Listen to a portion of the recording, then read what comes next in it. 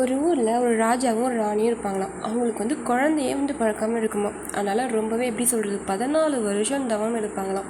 14 வருஷம் தவம் எடுத்ததுக்கப்புறம் தான் அவங்களுக்கு ஒரு இளவரசியே பிறப்பாங்களாம். அதனால் என்ன ஆகும் அப்படின்னா, அவங்களோட இதில் என்ன சொல்லுவாங்க அப்படின்னா, இது இப்படி ரொம்ப வருஷம் கழித்து பிறந்ததுனால அவங்களுக்கு ஒரு பெருமை இருக்கும் அப்படின்னு சொல்லுவாங்களாம். என்ன அப்படின்னா, இந்த பொண்ணை கட்டிக்க போகிறவங்க கண்டிப்பாக இந்த ஜென்மத்தோட மட்டும் இல்லாமல் 7 ஜென்மத்துலேயுமே சம்மந்தம் இருக்கும் அவங்களுக்கு அப்படின்னு சொல்லுவாங்களாம். அப்படி சொன்னதுனால என்ன பண்ணுவாங்கன்னா, நீங்கள் நினைக்கிற மாப்பிள்ளலாம் கிடைக்காது, அந்த பொண்ணுக்கே அதுவே அமையும். அப்படி அமைஞ்சிது அப்படின்னா 7 ஜென்மத்துக்கு அது தொடர்புடையதாக இருக்கும் அப்படின்னு சொல்லுவாங்களாம். சொன்னது உடனே ராணிமாவும் அந்த ராஜாவும் சரி நம்ம வெயிட் பண்ணலாம் அப்படின்னு சொல்லிட்டு என்ன பண்ணுவாங்களாம், அந்த பொண்ணுக்கு கல்யாணம் பண்ணுறதை தாமதப்படுத்திகிட்டே இருப்பாங்களாம். வெயிட் பண்ணி பொறுமையாக கல்யாணம் பண்ணிக்கலாம் அப்படின்னு சொல்லி வெயிட் பண்ணிட்டே இருப்பாங்களாம். அப்புறம் என்ன ஆகும் அப்படின்னா, இப்படியே இருந்துகிட்டே இருப்பாங்களாம்.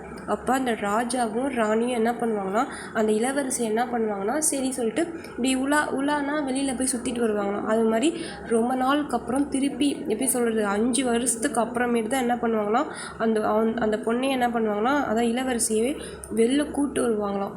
அப்போ வெளில கூப்பிட்டு வரும்போது இப்படி ஒரு தண்ணியில் அந்த இளவரசனை அப்படியே பார்ப்பாங்களாம். அப்படியே ஸ்டோரி முடிச்சிடுவாங்க.